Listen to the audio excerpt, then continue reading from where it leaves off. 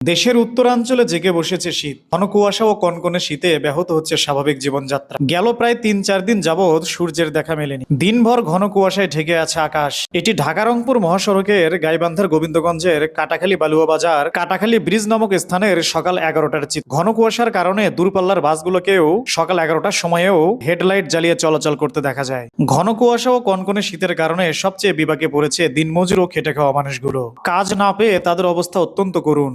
হ্যাঁ, শীত খুব ভালো। শীত পড়ে গেছে, খুব ভালো শীত। শীতে বাইরে হওয়া যাচ্ছে না, চলাফেরা করা যাচ্ছে না, কাজ কাম করা যাচ্ছে না, হাট বাজার করা যাচ্ছে না। কি করি এখন?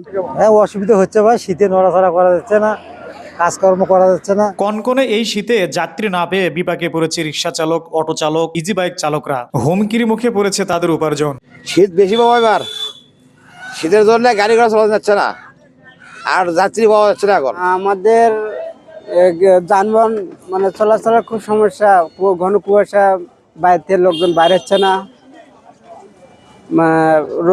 রোদের তাপমাত্রা যদি না বাইরে হয়, মানুষ তো গরমেতে বাইরে হচ্ছে না। এই জন্য লোকে ভরসা কম হচ্ছে। অন্যদিকে কনকনে শীত ও বৈরী আবহাওয়ার প্রভাব পড়তে শুরু করেছে শীতকালীন ফসলের উপরে। গত কয়েকদিন রোদ না থাকায় বিনষ্ট হচ্ছে রোপণকৃত বেশ কিছু ফসল। এর মধ্যে রয়েছে আলু, ভুট্টা থেকে শুরু করে বিভিন্ন জাতের ফসল। ঘন কুয়াশা ও কনকনে শীতের কারণে ব্যাহত হচ্ছে ফসলের জমিতে সেচ কাজ দেয়া। এমন বৈরী আবহাওয়া সত্ত্বেও কৃষকরা অত্যন্ত পরিশ্রম করে যাচ্ছে জমিতে সেচ দেয়া ও ফসলের রক্ষণাবেক্ষণ করতে।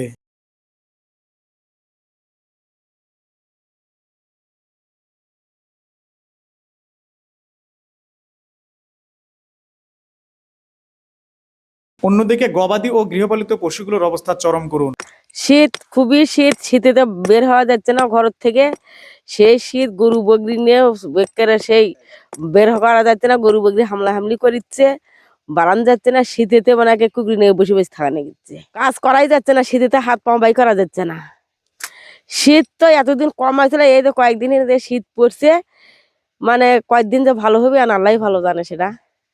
মহান আল্লাহর কাছে একটাই চাওয়া, যেন অতি দ্রুত এই ভোগান্তি থেকে মানুষকে রক্ষা দেন। MD Nazmul Hasan, desk report, Gobindaganj Gaibandha.